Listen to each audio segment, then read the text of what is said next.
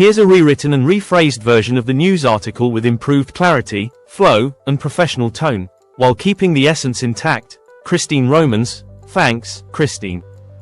Now joining us are NBC News senior national politics reporter John Allen and Amy Parnes, senior political correspondent for The Hill. They're co-authors of the new book, Fight, Inside the Wildest Battle for the White House. We'll circle back to the book a bit later, but first, Amy, we just touched on the conflicting messages coming out of the Trump administration. While President Trump has hinted at a willingness to negotiate, most officials have insisted this isn't up for discussion. So which is it? Do you sense there's any flexibility? Amy Parnes. I've always thought there was some flexibility, and my sources agree. Trump is highly focused on optics, and what he's seeing now doesn't look good. There's definitely some room for maneuvering.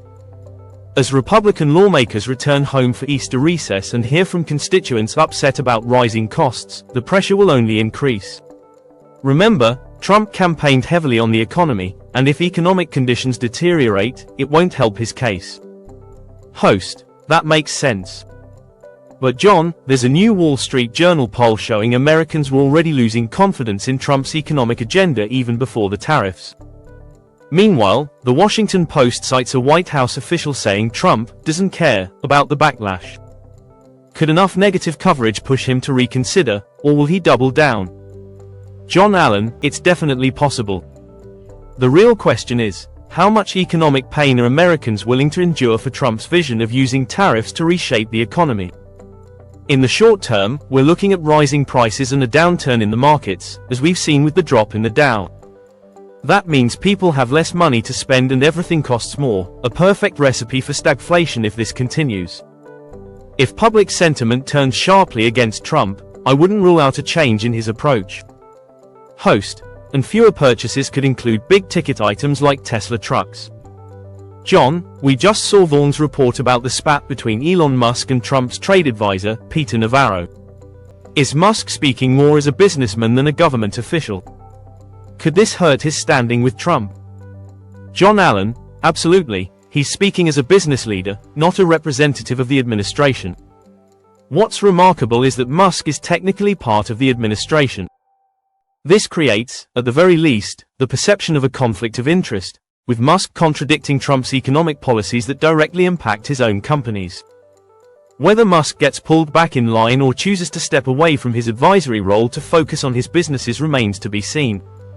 But this open conflict within the administration is unusual, and likely to continue as long as the tariffs are seen as economically damaging. Host. It's almost reminiscent of Trump's first term. Amy, let me pivot to another topic. President Trump recently met with far-right conspiracy theorist Laura Loomer, who apparently had direct access to the Oval Office. Trump said, but while Trump claims she didn't influence any personnel decisions, she took credit for them on social media. During the campaign and transition, White House Chief of Staff Susie Wiles was known for running a tight ship and actively keeping people like Loomer away from Trump. What does it say about the administration that someone like Loomer was able to walk into the Oval Office and seemingly override cabinet officials? Amy Parnes. That's exactly why Trump is trying to downplay the meeting. Loomer isn't just an informal advisor, she's a conspiracy theorist whose views are highly controversial. Wiles, as you mentioned, worked hard during the campaign to control access and influence around Trump. She's unlikely to tolerate figures like Loomer having outsized sway. The fact that whoever is physically closest to Trump seems to gain the most influence, regardless of background, raises serious questions about decision-making and accountability within the administration. Let me know if you'd like a more concise or journalistic summary too.